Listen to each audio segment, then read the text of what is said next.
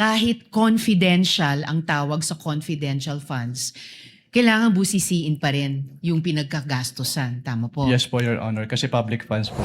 Kung walang sales invoice at walang official receipt, masasabi mo ba na halimbawa yung sa medicines, talagang medicines ang ginasta? Masasabi mo ba dun sa liquidation report nila na yung 122 million worth of medicines talagang medicines ang binili? Hindi po, Your Honor. Para saan ba talaga yung mga resibong iyan? Kailangan po kasi naming malaman kung talagang bumili po sila nung kanilang mga binili. Pag purchase of information, inaalaw po namin yung acknowledgement receipts po. So you allow acknowledgement receipt dahil information yung binili, wala namang industriya na nagbibigay ng resibo for information that they're selling. Yes po, Your Honor.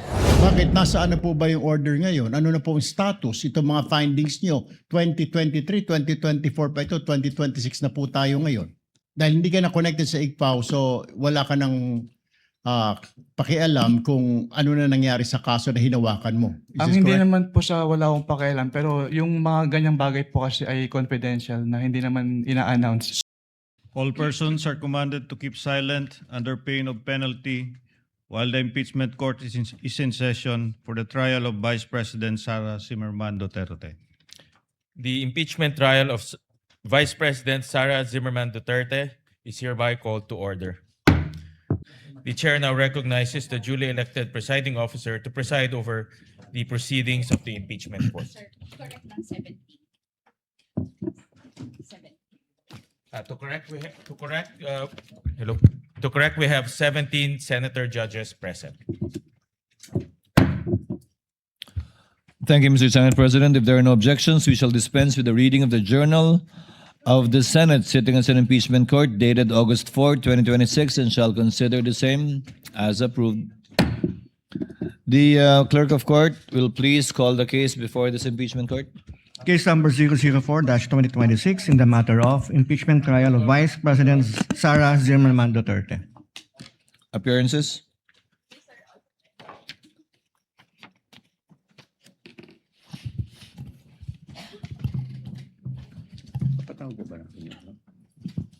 Same appearance for the prosecution, Your Honor. For the respondent? Same appearance for the respondent accused. Good morning, Your Honors. Before the chair continues, the clerk of court, through the OSA, is directed to kindly situate the witness at the witness stand for the continuation of his testimony. Mr. Wamil.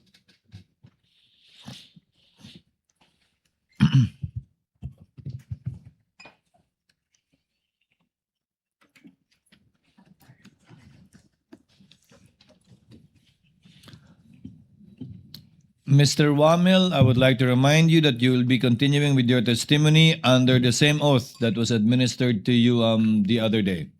Do you understand that, sir? Yes, sir.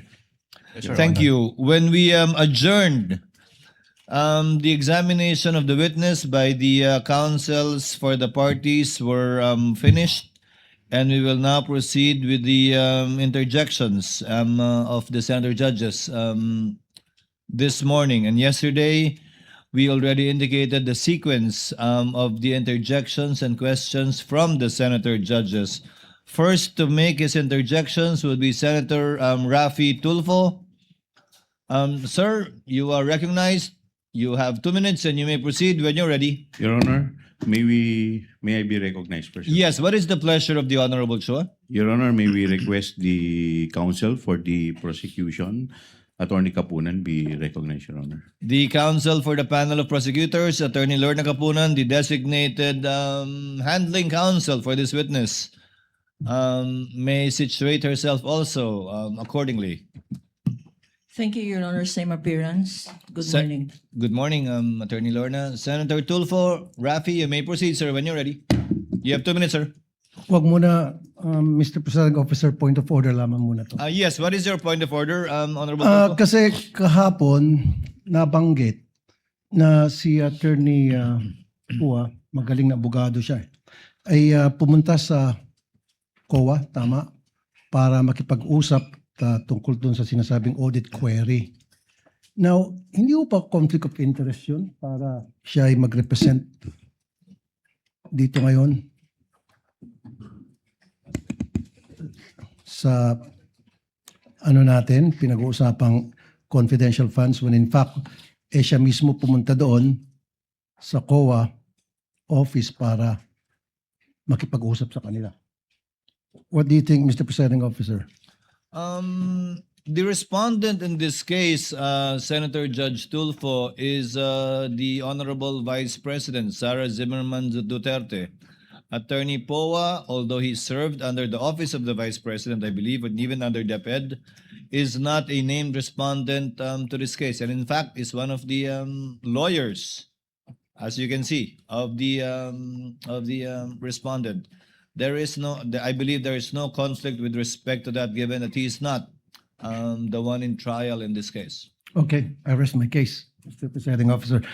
Ngayon, pwede nang Pwede nang simulan ni Anika. yung oras. Yes. Mr. Witness, bukod sa OVP at saka DepEd, we're talking about confidential funds, meron pa ba ibang ahensya ng pamahalaan na in-audit nyo ang kanilang confidential funds? Based on the GAA po, meron may mga other agencies na may allotment for confidential fund. Kaya nga, meron kayong mga na-audit. Yes po, Your Honor. At dito sa mga ahensyang na-audit ninyo, magkapareho bang utilization nila ng confidential funds sa OVP, DepEd under BP Sara and those agencies na in-audit nyo?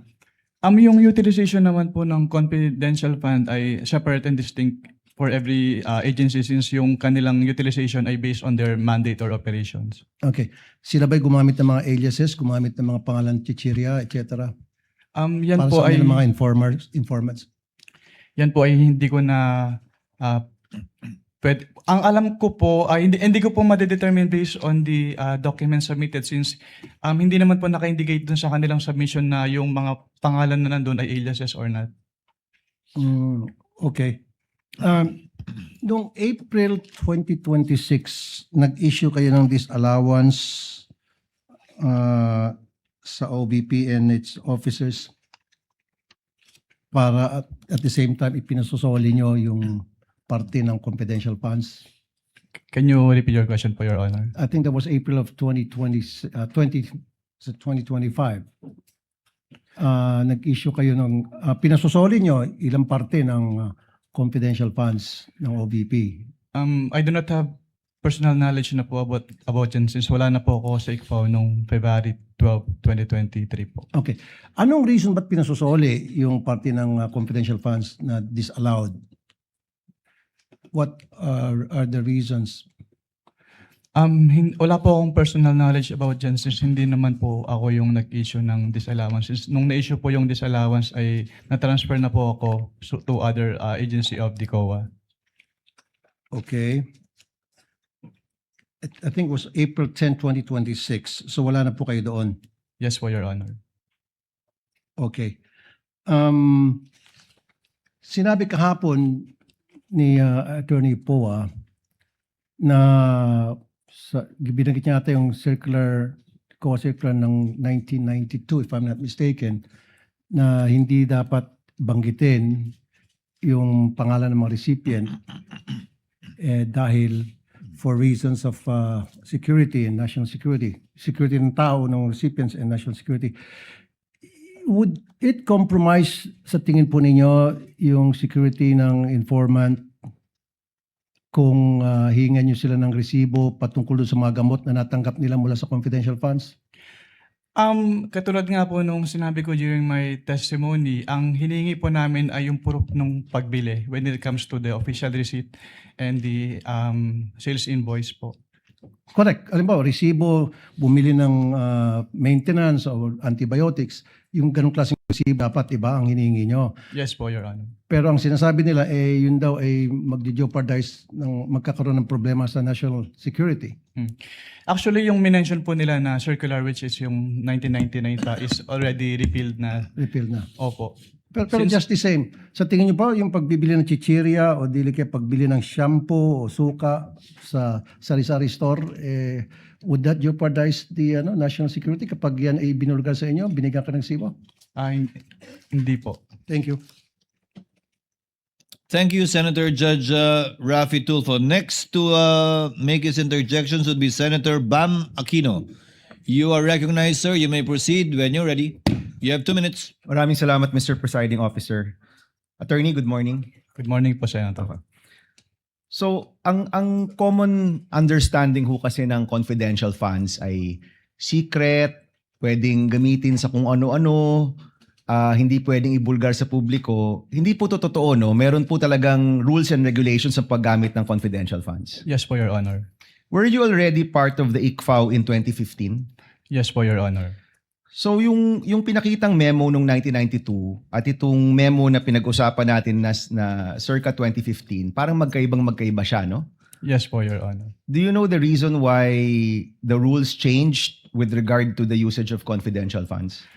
Since yung paggamit po ng confidential fund at intelligence fund ay kailangan ng strict accounting and auditing rules. So nagkaroon po ng circular para ma-ensure na yung paggamit po ay properly accounted at hindi po magamit for personal use or misuse. Yan yung laman ng memo. Pero ang tanong ko, do you know why it was changed? Kasi parang lumalabas magkaiba yung paggamit nito. If you look at the 1992 circular, iba sa 2015. Dun po kasi sa yung circular ng 1999, walang differentiation as to the CIF po. Pero dun sa 2015-01 kasi dun na in-specify na dapat yung confidential fund ay gagamitin lang sa ganito for civilian government agencies. Yung intelligence fund ay gagamitin lang ng uniform and military personnel as well as yung mga intelligence practitioners. Kumbaga nilinaw nung 2015 circular yung paggamit at pag-liquidate. Yes po, Your Honor. And is there a new circular after 2015 or ito pa rin yung ginagamit ninyo? Yan pa rin po yung ginagamit, Your Honor. Okay, second question. Anong pinagkaiba ng AR sa OR? Ang OR po kasi, ini-issue po siya ng mga pinagbilhan na BIR registered. So, yung AR naman po, yun yung ginagamit ng agency para proof na binigay nila yung payment or payment dun sa tao na naka-receive noong payment. And it seems na mas katanggap-tanggap sa inyo yung OR kesa AR. Is that correct?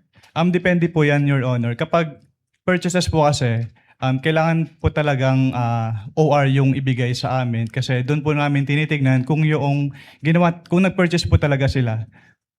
Kasi official receipt, acknowledgement receipt, sabihin ng tao, pareho namang resibo, parehong receipt. Ano pinagkaiba niya? Yung acknowledgement receipt po kasi, ina-acknowledge doon nung recipient ng payment na natanggap niya yung payment. Pero yung OR po kasi, parang yun yung proof na nag-purchase si agency doon sa pinagbilhan nung item. Nung item. So pwede mong matrace. Kung OR, pwede niyong matrace. Yes po, Your Honor. Kung AR, pwede niyo po ba itong matrace o hindi na? Pag AR po kasi, kung ano lang po talaga yun nandun sa face nung document, yun lang po yung basis namin since document-based po yung audit namin. Pag AR po kasi, makikita lang po doon kung saan binili. Okay, yun lang yung information. Tsaka kung sino tumanggap. Opo, yung pinagbilan po. Okay, dito naman sa tumatanggap, no, allowed ba yung code names? Allowed ba yung alias sa inyo? Based on the provision of the joint circular, it is neither allowed nor prohibited po since silent po yung joint circular as to that. Is that as of 2015 or even in previous liquidation of confidential funds? So, wala. Based on my recollection po, even yung dating circulars po, buhat nung nag-assume po ako sa ICFA, wala naman pong provision as to the use of aliases. So bawal ang paggamit ng alias? The circular is silent po. Okay. Para sa inyo, kung alias, yung paggamit ng alias ay bawal, so hindi importante kung may ibang tao ito, totoong tao ba to, basta yung pangalan na binigay sa inyo, ang expectation nyo, totoong tao yan. Based on that, kasi ang katulad nga po nung sinabi ko, document-based po kami, so wala po kaming way to determine if this is an alias or not. Oh, but in general, ang tinatanggap yung dokumento, dapat totoong tao. Yes po, Your Honor. Okay, next. Did you have any, napag-usapan nyo kahapon yung dealings nyo with OVP nung lumabas na or malapit nang lumabas yung AOM? Previous to that, meron ka bang dealings with OVP? Wala na po, Your Honor. So walang kumausap sa inyo, walang nagtanong kung paano to dapat i-liquidate apart from the meeting which included Attorney Poa? Wala na po akong maalala, Your Honor. Okay. Last question lang, Mr. Presiding Officer. Please wind up. yung notice, yung AOM, ibig sabihin yan, may chance pa kayong i-correct, di ba? Yes po, Your Honor. Pag notice of disallowance na, may chance pa ba yung i-correct o naniningil na? Actually, the moment that we issue notice of disallowance, ni-require na po yung accountable officers to restitute po yung amount And to involved. your knowledge, is there a notice of disallowance for the OVP and DepEd funds? Wala po akong personal knowledge, pero nakita ko po sa news po, so I was made aware na may end na po yung OVP 2022. So may notice of disallowance na ang OVP for the 500 million pesos. For 125 million pesos po for the fourth quarter of 2022. So sinisingil na yan kay Vice President Duterte. Yes po, Your Honor. Okay, thank you, Mr. President. Thank you, Senator Judge Aquino. Next to make his interjections is Senator Judge Pangilinan. You're recognized, sir. You may proceed when you're ready. You have 2 minutes. Mr. President, Mr. Presiding Officer. Magandang umaga, Mr. Witness, Ginoong Mawil. Wamil po. Wamil. Magandang umaga po, Your Honor. Yes. Nabanggit nyo sa inyong testimonya kahapon at nung isang araw na yung tinatawag na supporting documents, kasama dyan ay either sales invoice o official receipts. Tama? Yes po, Your Honor. Okay. Let me backtrack a bit. 10 years kang nasa ICFAO. Tama? Yes po, Your Honor. Almost 10 years po. Okay. Without mentioning the agencies, ilang agencies na gobyerno ang na-audit mo tungkol sa confidential funds? Marami na po. Pag sa NGAs po, parang nasa 30 plus na po yung na-audit ko. And sa LGUs, marami na rin po. Hindi ko na po mabilang kung ilang agencies So, na po yung more na-audit. than 30. Yes po, Your Honor. Okay. Sa mga ahensya na ito, 30 ahensya, masasabi mo ba na nire-require din yung liquidation ng official receipts at ng sales invoice? Yes po, Your Honor. Kasi yung requirement po ng circular ay ini-enforce po namin sa lahat ng agencies na ino-audit po namin. So sa 2022, from December 21 to December 31, ilang sales invoice o kaya official receipt ang kasama dun sa mga liquidation report? Wala po sinabit sa amin, Your Honor. Ni isa. Acknowledgement receipts lang po yung sinabit sa amin. 849 acknowledgement receipts, tama? Yes po, Your Honor. So, ni isa dun sa mga ginastos, walang official receipt at walang sales invoice. Yes po, Your Honor. Okay. Sa karanasan mo sa 30 mga ahensya, masasabi mo ba na yung findings ninyo dito sa OVP ay similar o standard ba? O nangyayari rin yung ganong walang official receipt at walang sales invoice sa mga liquidation? Yes po, Your Honor. Since sina-apply naman po namin uniformly yung provisions po ng Joint Circular 2015-01. As in, puro AR ang sinasubmit ng ibang ahensya? May mga agencies po na nagsasubmit naman ng OR po. So, sa experience mo dun sa December 21 to 31, masasabi mo bang standard practice yan ng iba pang mga ahensyang iyong na-audit? Hindi ko po siya masasabing in standard practice since ito po yung kauna-unahang beses na puro AR po yung sinamit sa amin. So, first time sa iyong 10 years na puro AR lang at walang sales invoice at walang official receipt. Opo, at ganun po kadaming AR kaagad yung sinamit. At 125 million, no? Na walang sales invoice at walang official receipt. Yes po, Your Honor.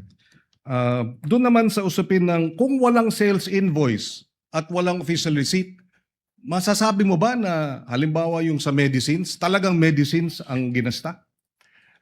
Kung sinabit po sana sa amin yung official receipt po or sales invoice, masasabi po sana namin. Pero since AR lang po sinubmit, hindi po namin masasabi based on that document alone. Kasi sinasabi nilang, total naman, just to wrap up, gamot naman yan eh. Di ba? Mabuti nga, bumibili ng gamot. Masasabi mo ba dun sa liquidation report nila na yung 122 million worth of medicines talagang medicines ang binili? Hindi po, Your Honor. Okay. No further questions, Mr. President. Thank you, Senator Judge Pangilinan. Next for his interjections will be Senator Judge Erwin Tulfo. You are recognized, sir. You may proceed when you're ready. You have 2 minutes.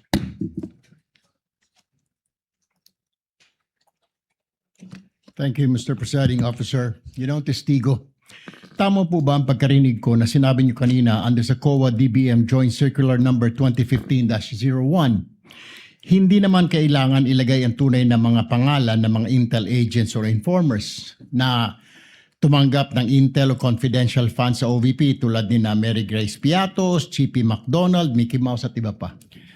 Is this correct? Ang sinabi ko po, Your Honor, ay silent po yung circular as to that matter po. Silent. So po pwede. Kung when we say kasi silent, pwede. Hindi po, Your Honor. It is neither Hindi rin. allowed nor prohibited Okay. po.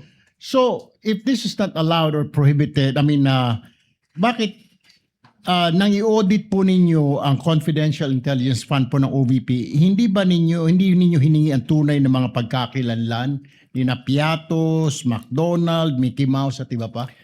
Katulad nga po nung sinabi ko sa sa aking previous testimony, ang focus po ng audit namin ay compliance audit. So kung ano po yung provision ng circular, yun po yung ginagawa naming basis for our audit po. Okay, compliance. When you say compliance, ito po ba periodic or random? Yung compliance audit po kasi wala po siyang particular period kasi pag sinabing compliance audit, ine-evaluate po namin yung subject matter if it is compliant with certain applicable laws, rules, and regulations. But I'm saying every agency na meron pong intel or confidential funds, do they have to undergo audit periodically or random lang? Dahil marami po tayong ahensya ng gobyerno na may mga intelligence confidential fund na hindi naman dapat. Ang audit po namin ay based dun sa liquidation documents po na sinasubmit nila. Pero is it periodic ba? Kailangan bawat agency na i-liquidate niya yung kanya i-audit ninyo yung kanya paggastos ng intel or confidential fund? Yes po, Your Honor. Yung kanilang kailangan... So it's periodic, it's not random. Yes po, Your Honor. Okay. Kung kaduda-duda na po ang disbursement ng OVP, obvious naman, sabi niyo po, di po ba, yung mga medicines, mga pangalan ng tao, bakit hindi po ninyo pa sinampahan ang kaso sa ombudsman ng OVP? Under our rules po, Your Honor, pwede lang namin siyang i-refer to the Office of the Ombudsman kapag nagkaroon ng final order at hindi po kinomply ni OVP yung order po. Bakit? Nasaan na po ba yung order ngayon? Ano na po ang status? Itong mga findings nyo, 2023, 2024 pa ito, 2026 na po tayo ngayon. Wala po akong personal knowledge about sa status po since hindi na po ako connected sa ICFAO. Okay, so dahil hindi ka na connected sa ICFAO, so wala ka ng pakialam kung ano na nangyari sa kaso na hinawakan mo. Hindi naman po sa wala akong pakialam, pero yung mga ganyang bagay po kasi ay confidential na hindi naman ina-announce sa buong COA po. Ayun. So, ibig sabihin, hindi mo na alam at hindi mo rin alam kung bakit hindi kinasuhan or ni-refer sa ombudsman itong issue na ito. Yes po, Your Honor. Thank you very much, Mr. Presiding Officer. Thank you, Senator Judge Erwin Tulfo. Next would be our distinguished Senate President, Senator Gatchalian. You are recognized, sir. You may proceed. When you're ready, you have 2 minutes. Thank you, Mr. Presiding Officer. Mr. Witness, nakita ko dito, merong 6 na AOMs na in-issue. And meron dito sa 6, non-submission of documentary evidence of payment.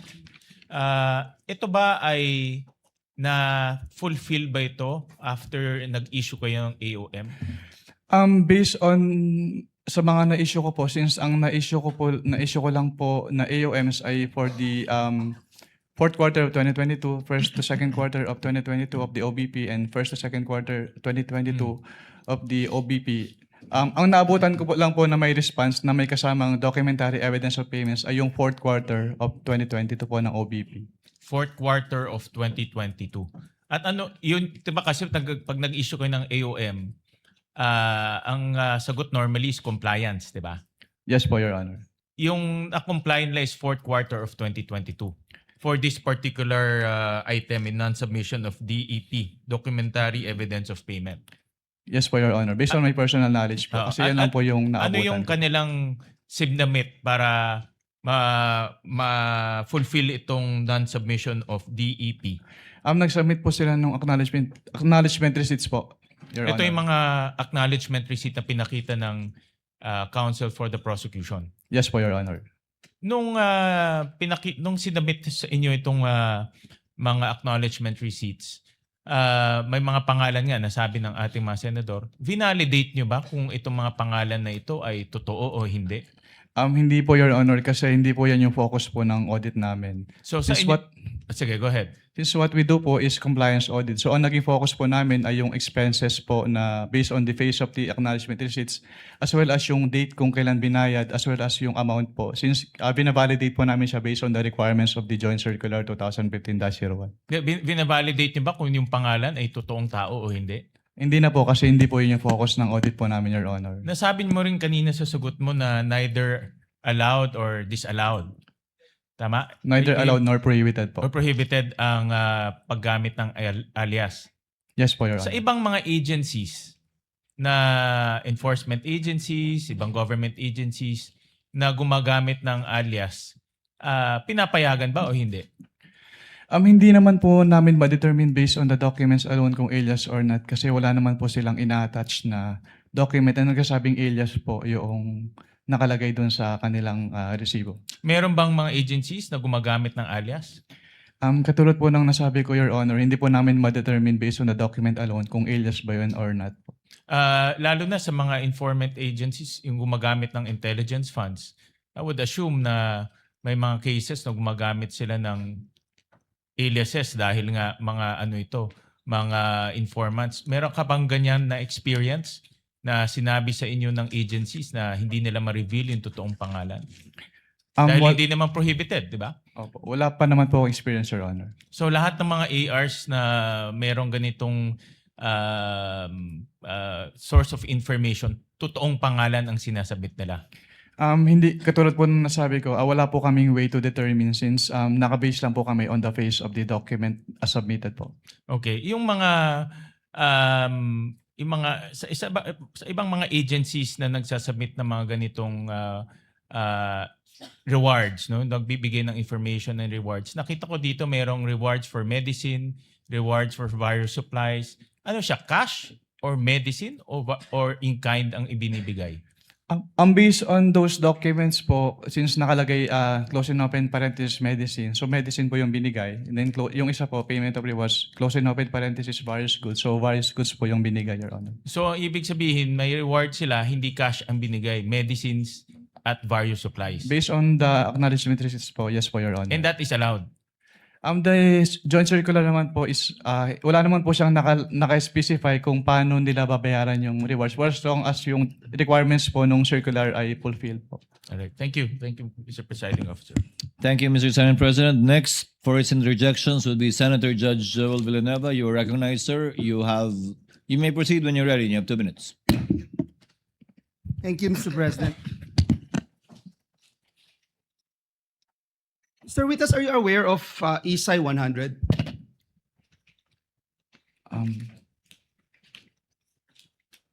It's International Standards of Supreme Audit Institutions. I am aware po of ISAI pero yung specific po na 100 hindi ko po ma-recall, Your Honor. Yeah, member po yung Pilipinas at they found on the word professional skepticism that requires an auditor to question records submitted but also to fairly consider yung agency's explanations and contrary evidence. Is that correct? Yes po, Your Honor.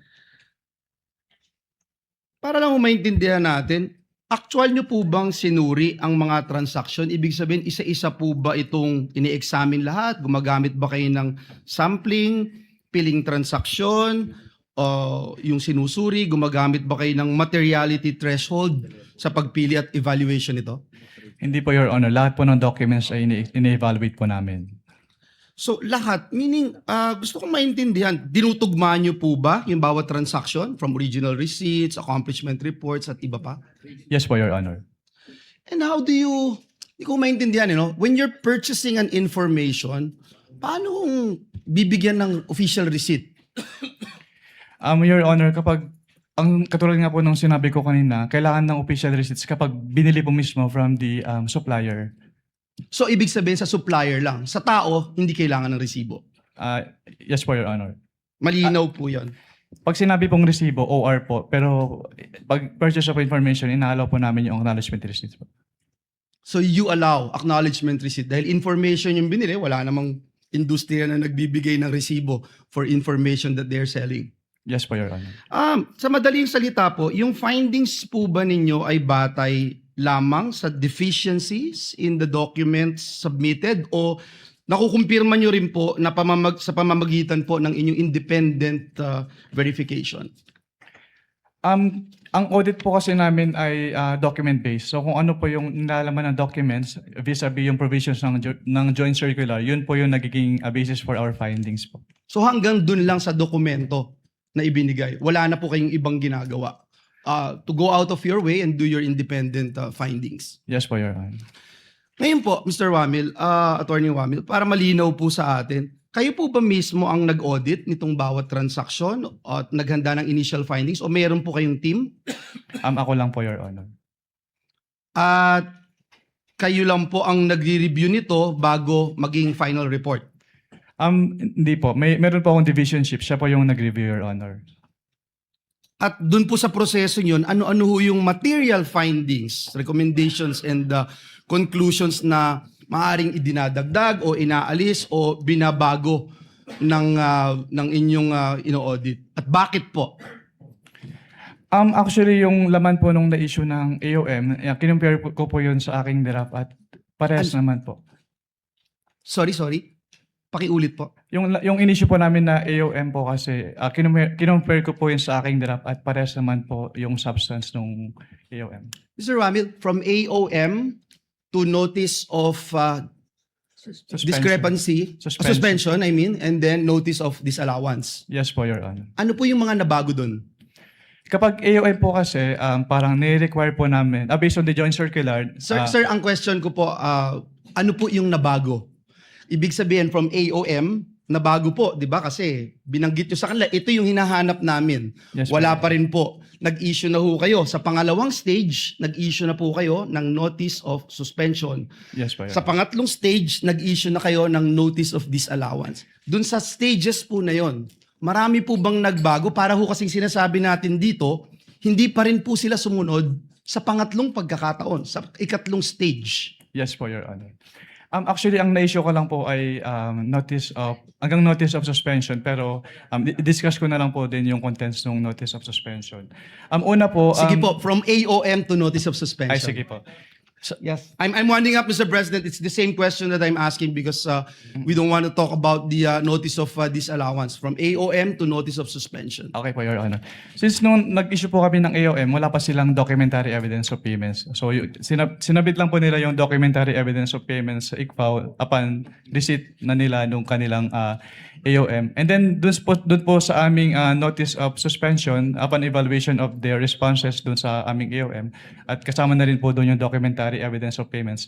So doon na po namin nakita yung mga payment of rewards na cash, medicines, and in various goods. Tapos nakita din po namin yung mga purchases nila na walang official receipts or sales invoice na supporting document. And then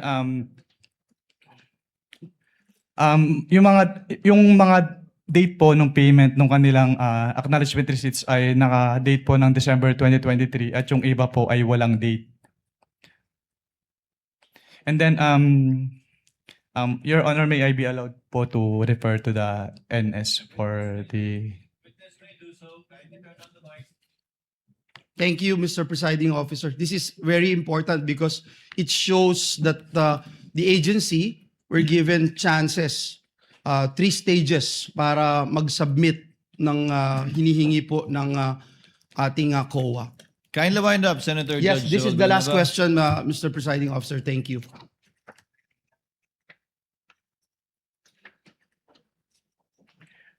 Yun po, Your Honor. Doon po sa NS po namin, nagkaroon din po kami ng findings na mas malaki yung amount nung kanilang expenditure based on the acknowledgement receipts compared to the accomplishment report ng 150. Which was not present in the AOM. Yes po, Your Honor. Thank you. Salamat po, Mr. President. Thank you, Senator Judge Villanueva. Senator Judge Risa Ontiveros is recognized. You may proceed, ma'am, when you're ready. You have 2 minutes.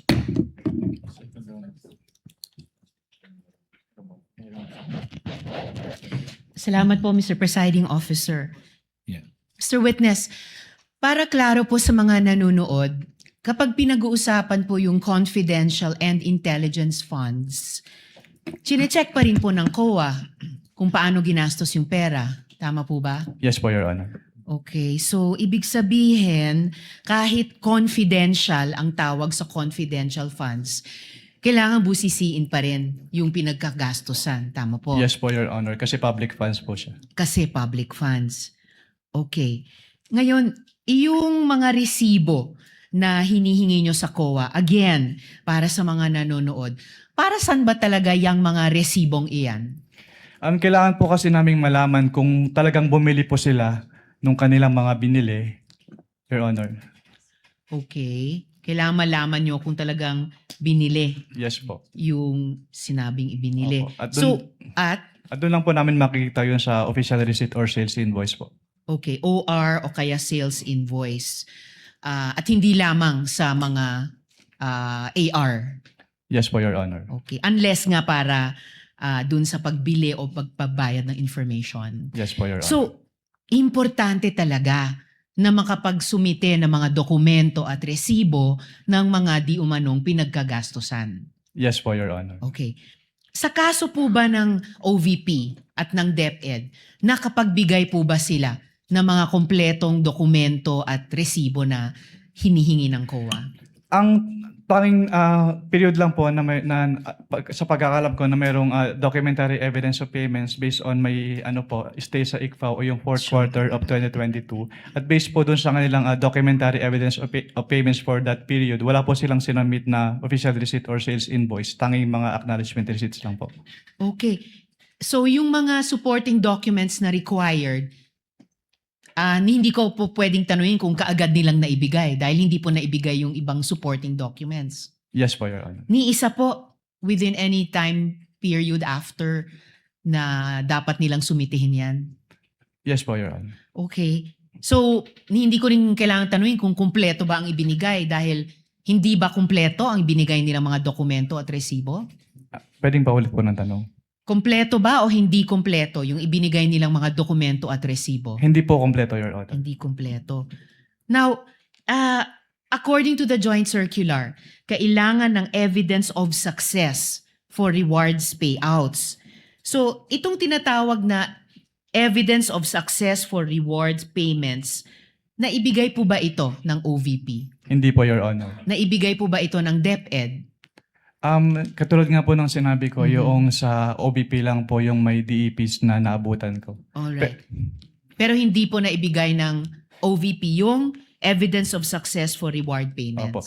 Pero i-clarify ko lang din po, since ako po yung nag-initially evaluate noong first and second quarter ng DepEd, based po dun sa aking mga na-evaluate na documents, wala din po silang sinubmit na documentary evidence of payment.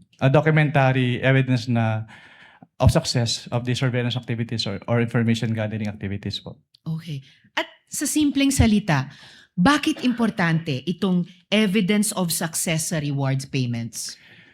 Diyan po kasi malalaman kung valid ba yung naging payment nila ng rewards po. So kasi dito sa acknowledgement receipt, makikita natin marami-rami po ito, no?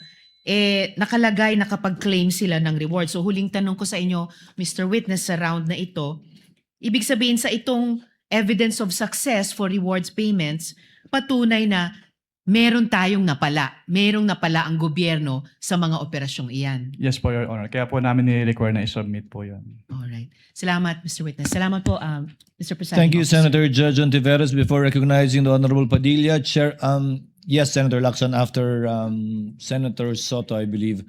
Chair would like to inform the councils for the parties that you may take your seat unless a question is thrown at you by a Senator Judge so that you can relax. It goes for both parties. Thank you, Your Honor. Thank you, Your Next to interpolate, Senator Judge Padilla. You may proceed when you're ready, sir. You have 2 minutes. Maraming salamat po, Ginoong tagapamahal ng hukom. Meron lang po ako mga tanong. Maiksi lang po ito. Saan po kayo pinanganak? Sa Nueva Ecija po, Your Honor. Nueva Ecija. Opo. Saan po kayo nakatira ngayon? Sa Manila po. Manila. Saan po kayo nag-aral? Central Luzon State University po, ng accountancy, and then Saan Arellano po, University ng Juris Doctor po. Okay. Saan po kayo nakaikot na sa bansa natin? Nakaikot na po ba kayo ng Mindanao, sa Bicol? Marami na po akong naikutan, hindi ko na po maalala lahat, Your Honor. Opo. Kayo po ba yung nakarating na sa BARM? Yes po, Your Honor. Opo. Saan po sa BARM? Sa Sulu? Sa Basilan? Maguindanao? Hindi niyo po matandaan? Hindi Maubos ko po po yung oras ko. matandaan, Your Honor, kung saan. Bicol po. Nakaikot na po kayo sa Bicol? Yes po, Your Honor. Saan po sa Bicol? Sa Camarines Norte? Sa Camarines Sur po. Sur. Sa Norte, hindi pa po. Hindi ko po maalala kung Nakaikot na po kayo sa mga bundok. Saan po, Your Honor? Mga bundok. Yes po, Your Honor. Nakita niyo na po ba ang pangangailangan ng mga tao sa malayong lugar? Katulad ng gamot. Katulad po ng pagkain. Wala naman po akong na-observe, Your Honor. Ayun, wala. Hindi po kayo exposed. Exposed po ba kayo sa threat ng terrorism sa bansa natin? Nabalitaan niyo po ba ang ISIS, ang NPA, ang Abu Sayyaf? Exposed po ba kayo doon sa mga balita? Sa news po, may Sa mga news. nabalitaan po ako, Your Honor. Opo. Alam niyo po ba na kung gaano nakagrabe ang terrorism? Wala po akong threshold, Your Honor, to determine that. Wala po. Pero kayo po ang humahawak ng investigasyon patungkol sa confidential fund. Tama po ba? Hindi po siya investigation, evaluation po. Evaluation, nako, tama-tama. Ibig po sabihin, kahapon po, sinabi ninyo na gumawa lang kayo ng preliminary investigation. Tama po ba? Preliminary inquiry. Hindi po, part po siya ng process namin na mag-issue po kami ng AOM. Opo. So, ibig po sabihin, kahapon kasi narinig ko parang yung ginawa nyo, preliminary lang. Yung AOM po, preliminary lang. Opo, hindi po yun konklusyon. Kung ang tinutukoy niyo po ay yung... Meron po kasing provision as to the joint circular as to tinatawag na prima facie. Pakisagot na lang po kung conclusion ba po yun? Final? Hindi po kasi we require So, hindi them. po final. Based Boss, on the AOM po, konti lang po oras ko, hindi po final. sa AOM po, yung AOM po hindi pa final. Hindi po final. Opo. Kayo po ba ay naniniwala na ang mga confidential agent ay dapat magpakilala? Sabihin ng kanilang mga totoong pangalan? Wala pong provision as to that po sa joint circular, Your Honor. Opo. Kayo po mismo, palagay niyo po, sa personal po ninyong pagkakaintindi, ang mga confidential agent dapat po bang magpakilala? Since that calls for an opinion, hindi po ako authorized to express that, Your Honor. Ano pong definition niya ng confidential? Based on the joint circular po, ang confidential expenses ay yung... Hindi po expenses, confidential lang po. Bilang kayo po ay abogado, ano pong pagkakaintindi niyo sa confidential? classified po, Your Honor. Okay. Boss, sa next na lang po akong round. Thank you, Senator Salamat po. Padilla. You may avail of the second round. Next would be